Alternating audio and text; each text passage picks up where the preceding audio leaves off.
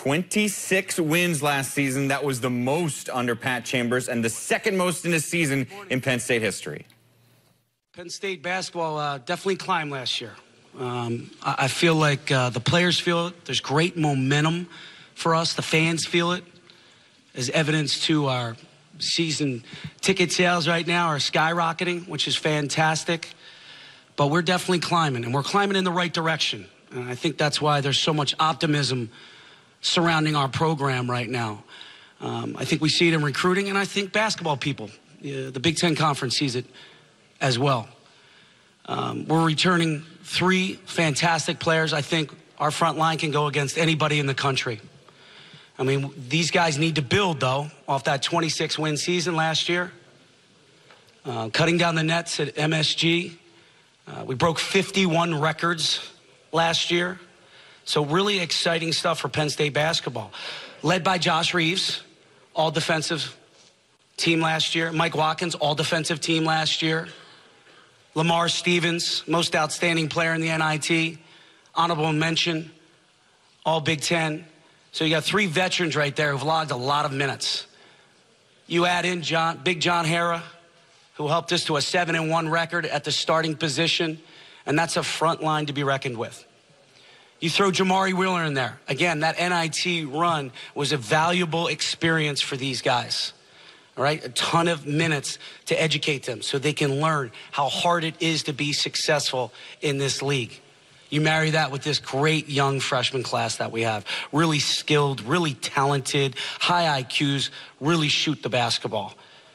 There's great optimism for Penn State basketball, which leads us to our schedule. Our non-conference schedule is going to be the most difficult that we've had in my tenure. We're hoping that non-conference schedule prepares us for the 20-game slate that the Big Ten now has us playing. That will put us in position to get that NCAA tournament berth, and that's the goal. Make no mistake about it.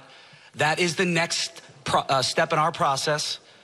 The next step, or in our climb, is to get to that NCAA tournament. Thank you, Coach. We'll open the floor for questions.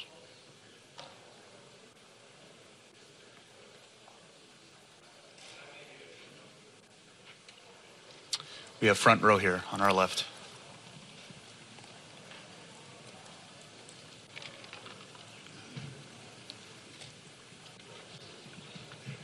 Hey, Coach. Rob McCauley, Illini Report. Hey, Rob. How you doing, buddy?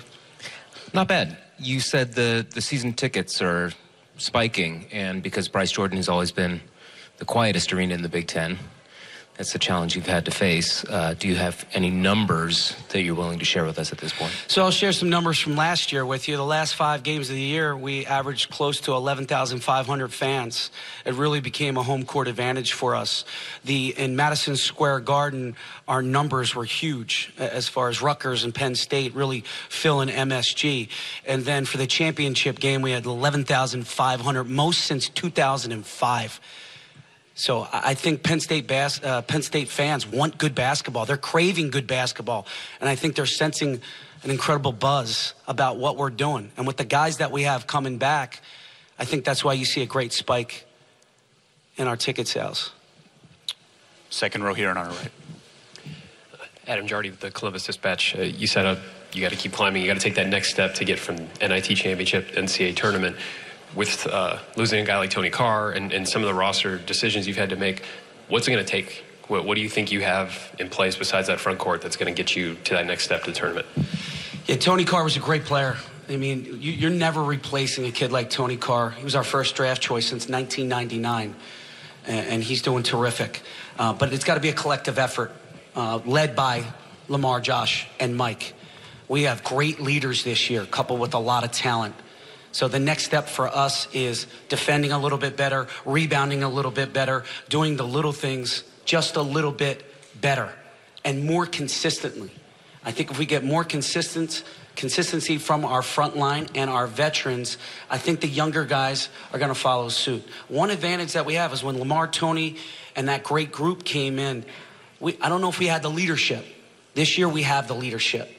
And that should pull us through, especially in tough times, especially on the road at the Big Ten, when the venues are very difficult to play in.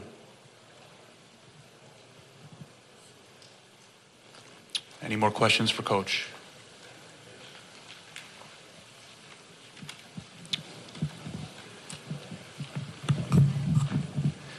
Mike DeCourcy from Sporting News. Good to see you, Mike. Good to see you, Pat.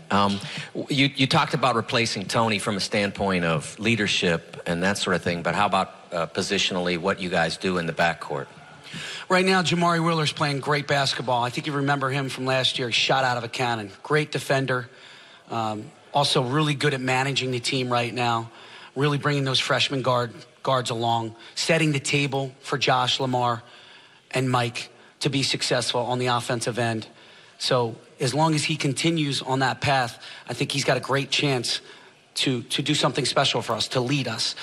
Couple that with Rasir Bolton, Miles Dredd, Myrion Jones, really talented freshmen that can score the basketball, high IQs, can score off the bounce. You add those four guys together, I think they're not gonna average 19, one guy, but I think collectively we can get anywhere from 20 to 25 points out of those guys. And so that's the goal for them. I don't want to put a lot of pressure on them, which is another advantage. You know, when Tony came in, there was a lot of pressure on him. I gave him the ball from the start. But now you have four guys that can really handle business, and Jamari got great experience last year to be able to pass down to these younger guys.